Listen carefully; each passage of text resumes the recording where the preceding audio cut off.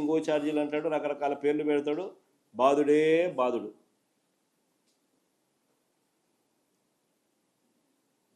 చూసుకోండిమా, 29/11/2024 9,412 కోట్లు బాధుడు. FPPCA true up order dated 29/11/2024. FPPCA true up order dated 25/10/2024 మరో 6,072 కోట్లు. FPPCA true up order dated 27/9/2025 మరో 1,863 కోట్లు.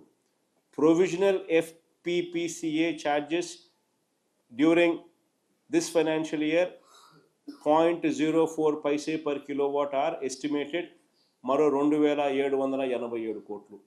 వెరసి మొత్తము ఈ 2 కాలంలోనే చంద్రబాబు నాయుడు గారు 20,135 కోట్ల రూపాయల ఎలక్ట్రిసిటీ ఛార్జెస్ బాధుడే బాధుడు. రిజిస్ట్రేషన్ ఛార్జీలు 50% పెంచినాడు. భూములు కొనాలంటే షాక్ కొట్టించే పరిస్థితి. గ్రామాల్లో ప్రజలు త్రాగునీటి పైన ఛార్జీలు వసూలు చేస్తూ ఉన్నారు. గ్రామాలలో ప్రజలు తాగే త్రాగునీటి పైన కూడా ఛార్జీలు వసూలు చేస్తూ ఉన్నారు. లేటెస్ట్గా వెహికల్స్ మీద రోడ్ సెస్ అంట. అక్కడేమో GST తగ్గించింది నిర్మలమ్మేమో కేంద్ర ప్రభుత్వం. ఇక్కడ చూస్తే అక్కడ తగ్గింది కాస్త ఈయన రీస్టోర్ చేస్తూ రోడ్ సెస్ అంటున్నాడు. కొత్తగా వెహికల్స్ కొన్నోడు రోడ్ సెస్ కట్టాలంట. అక్కడ తగ్గించింది, ఇక్కడ వెళ్ళి పెంచేసినాడు. అన్ని రకాల రోడ్లకు టోల్ గేట్లు పెట్టి వసూలు చేయడం ఒక వడ్డనైతే, మరో రూపంలో రోడ్ సెస్ పేరిట వాహనాల మీద వడ్డిస్తూ ఉన్నారు. రాష్ట్రంలో జరుగుతూ ఉంది. మరోవైపు రాష్ట్రానికి రావాల్సిన ఆదాయాలు రావడంలా, రాష్ట్రానికి రావాల్సిన ఖజానాకు రావాల్సిన డబ్బులు ఖజానాకు రావడంలా, ఇలా జోబీలు లేకపోతాం. అందుకనే రాష్ట్ర ఆదాయాలు తగ్గుతూ ఉన్నాయి. ఇసుక స్కామే, మట్టి స్కామే, సిలికా స్కామే, క్వాడ్స్ స్కామే, లాటరైట్ స్కామే. రాష్ట్రంలో పెద్ద ఎత్తున గ్రామంలో కనిపించే విధంగా లిక్కర్ మాఫియా, అధిక ధరలకు PPAలు చేసుకుంటూ స్కాములు, కమిషన్లు.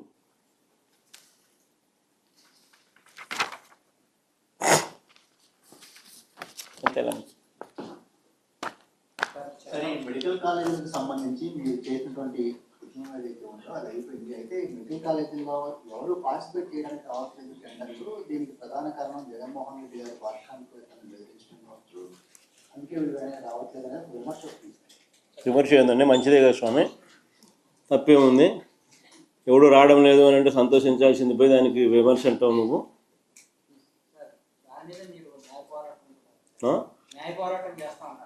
న్యాయ పోరాటంలో భాగంగా ఈరోజు నేను కోర్టులో నేను అడ్మిట్ కూడా అయింది కదా. మొత్తం 1 కోటి సంతకాలకు సంబంధించిన ప్రజల వాయిస్ను నిన్న వైఎస్ఆర్సీపీ అఫీషియల్గా కోర్టు ఫైల్ చేసింది. కోర్టు దాన్ని యాక్సెప్ట్ చేసింది. 6 వారాల్లో గవర్నమెంట్ స్పందించారని చెప్పి గవర్నమెంట్కి కూడా సమన్లు పంపించింది. That cases going on in the court.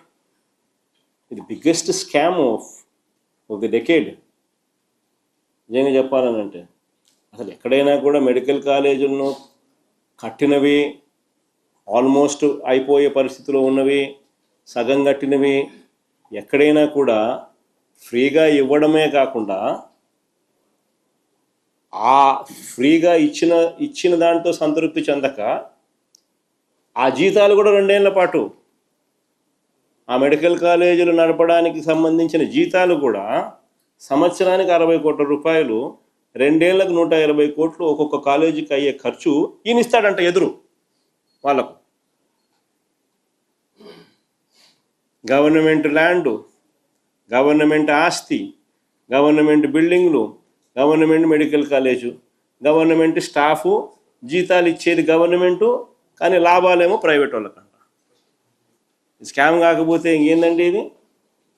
ఇటువంటి స్కాముల్లో నిజంగా ఎవరైనా భాగస్వాములు అవుతారా? అదే నిన్న మా నాని ప్రెస్ మీట్లో మొన్న మాట్లాడుతూ అన్నాడు. ఫస్ట్ ఏమన్నారు, కామినేని వాళ్ళు పార్టిసిపేట్ చేసినారని చెప్పి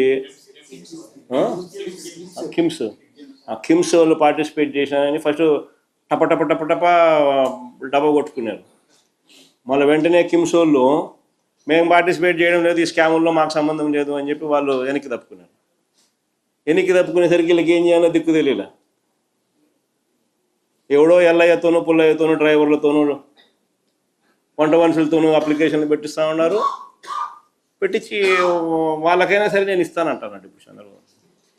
అంతే కదండి.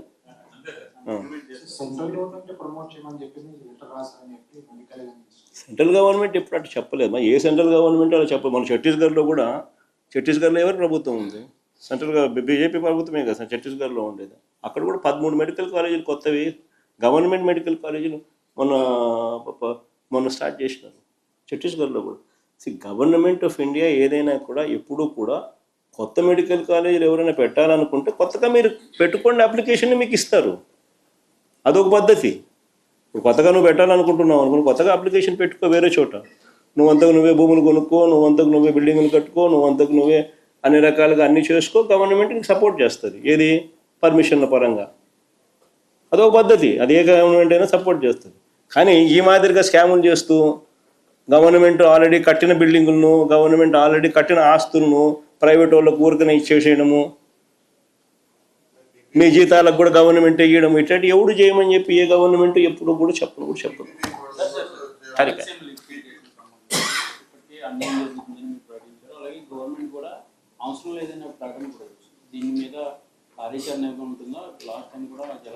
ఖచ్చితంగా వీటి మీద రాయలసీమ లిఫ్ట్ అన్నది రాయలసీమ ప్రజలకే కాకుండా రాష్ట్ర ప్రజలకు ఇది నిజంగా అవసరమైన ప్రాజెక్టు.